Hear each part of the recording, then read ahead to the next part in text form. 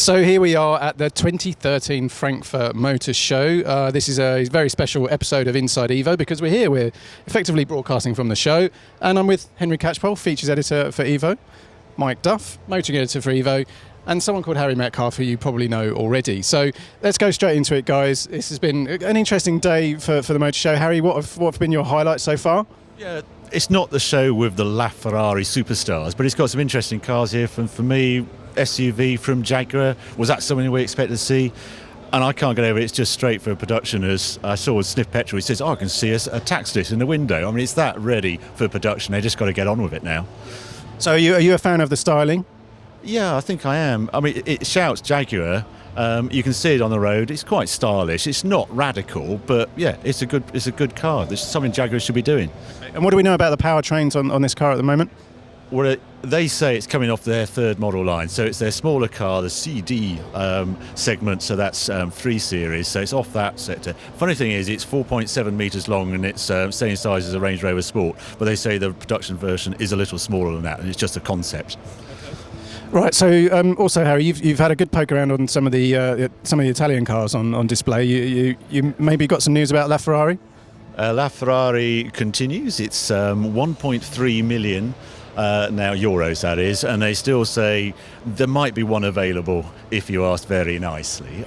And the first customer car goes out before the end of the year. They're determined to get one out by the end of 2013. It's in build, and the batteries are created in the F1 division, and it's sort of passed around the whole factory. It's fascinating how they're making it. Good stuff, thanks, Harry. So, Mike, tell me, from a news perspective, what are you hearing from the show? Who have you spoken to? Any rumours and gossip? Well, I suppose the interesting thing here is that although it's a German show, it's traditionally where the German motor industry shows off everything it's got. Actually, there's not that much in the way of new metal here. I mean, if you go to the VW hall, you'll find that there's an entire hall, massive place. You've got Volkswagen, Seat, Skoda, Bentley, and I was really struggling to spot the new car. I think the Golf GTI Cabrio is the new car. And there were a couple of up concepts, but that was probably about as exciting as it got. Audi redressed it a bit. They've got a couple of concepts. Obviously, the Quattro's got a lot of attention beforehand. Now, the interesting thing about the Quattro is it hasn't actually been engineered by Audi's Quattro division, which is a bit odd when you think about it. Surely that's what they're there for. And they've got their SUV, performance SUV concept as well. So that was interesting. But the really odd thing, I mean, we're on the BMW stand at the moment. Obviously, we know all of the new M4s coming. They've got the styling concept that we've already seen. It's not actually here, which I find really odd.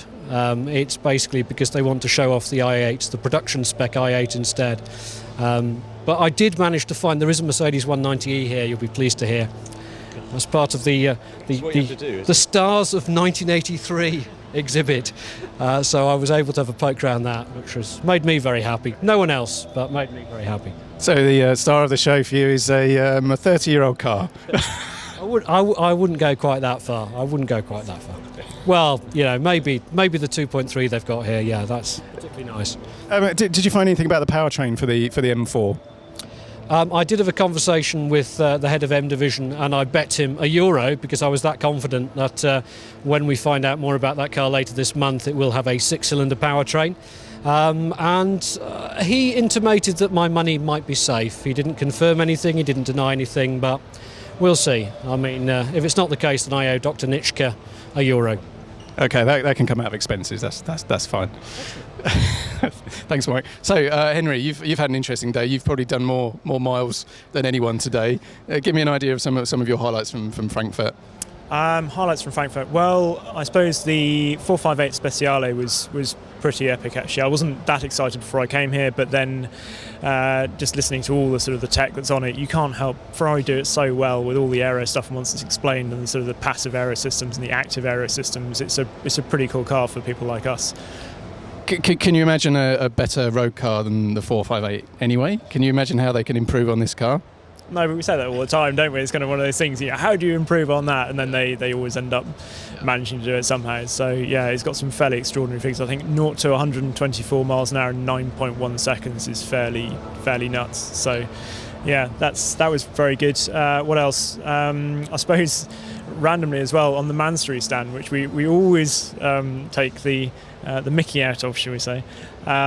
Just some crazy stuff there. I mean, an F12 that looked bizarre, but sort of almost kind of you want to have a go in it because it's got 1,200 brake horsepower. How have they achieved 1,200? So that's 500 horsepower more than the standard car, yeah? Yeah, that's 500 brake horsepower more than a car that we already thought was pretty much overpowered anyway. They've strapped a couple of turbochargers to it. They've done the same to an Aventador and left that as matte carbon fibre. I can't remember what it's called. Carbonado, I think they called it, which actually sounded like some sort of Italian pasta dish. But yeah, you've got to admire them for sort of sheer bravado. It's something that's pretty exciting. You just think, I want to know what that's like. It might be horrible, but I want to know what it's like. So yeah, that was quite fun. I wasn't expecting that answer, Henry. I wasn't expecting the words Mansory and highlights to appear in the same sentence. So tell me what else you've seen. We're obviously on the BMW stand at the moment. Is there anything from BMW that's caught your eye? Like Mike, I spent some time looking for the M4 concept, which was slightly disappointing to find it wasn't here. But the i8, I mean, that's the big news from them. It's just behind us over there, and it does look really good. I had a sort of quick poke around, and Harry's obviously had a look at that in the past, but seeing all the carbon fibre they've left exposed, which I think is a nice touch on it. So yeah, that does actually look really quite exciting, and all for under 100 grand, so not exactly cheap, but equally it feels pretty special at that money. Great, thanks, Henry. Harry, let me ask you about the i3, because we were having a poke around the interior earlier on. And you like what you see, yeah? I do. I think if you look at mobility, where cars are going, that is a proper fresh start.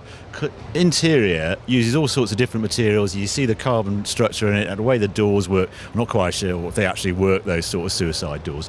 But it's proper fresh new car, and I'm fascinated where this i brand's going to go. i8 was intriguing just because it's the engine. You have to forget about it being a three-cylinder engine because it's a new concept of mobility and how they're going to use powertrains in the future. So I think it's pretty cool. On the flip side, I walked past Brabus, and a good friend of mine on the stand says, "Oh, we got a car outside. You must come and drive."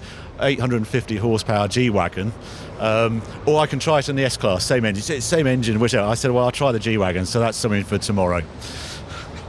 Mike, an 850 horsepower G-Wagon, I presume you just wet your pants. That does sound pretty interesting. Yeah. I can't believe how bad it would actually be. I mean, you've got to find out, though. I mean, yeah, exactly. That's it. We've got to find out. Yeah. Just how bad could that be? Harry, over to you, really. Yeah, that's good. I think we've got up to 5 stars to award it. It'll be all right. It'll be fun.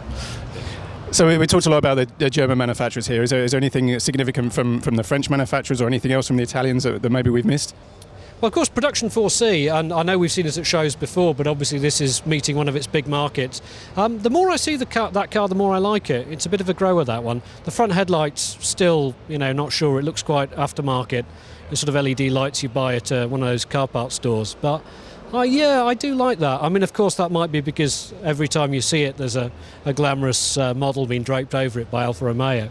The best, aren't they? The Italians are very good at that. Fiat and Alfa is well worth just checking the hall out, basically to look at the cars and what's standing beside them. Yeah, I just might cut you off there just to save you from yourself, Harry. What do we do motor shows for? So yeah, I think the 4C. I mean, it's definitely the car coming away from here. I'm really looking forward to driving. I think it's fair to say.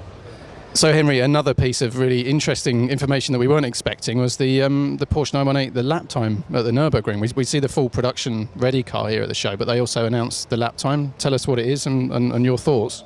Yeah, I really hadn't expected this, but on September the 4th, Mark Lieb, who's one of their factory drivers, went around the ring in 6 minutes and 57 seconds, and that is just astonishing. I know McLaren had gone out there recently and were claiming to try and get under 7 minutes, but Porsche seemingly just sort of gone out there and then just quietly announced it at the show, and I think that's stunning. I mean, just hadn't expected that at all. So like I said in my piece there, I think potentially it makes the car perhaps more exciting than we imagined. I don't know, does it? Well, let's see when we drive it. Harry, you've heard something interesting about the 918 as well. Yeah, I feel sorry for Porsche because they thought they had the most powerful engine via specific output per litre at 132 horsepower in the back of the 918 until Ferrari rocked up with their 458 Speciale and did 134 or 135 horsepower per litre. So now the engine in the 918 is the lightest V8 in production, but has unfortunately lost its power record. Whoops.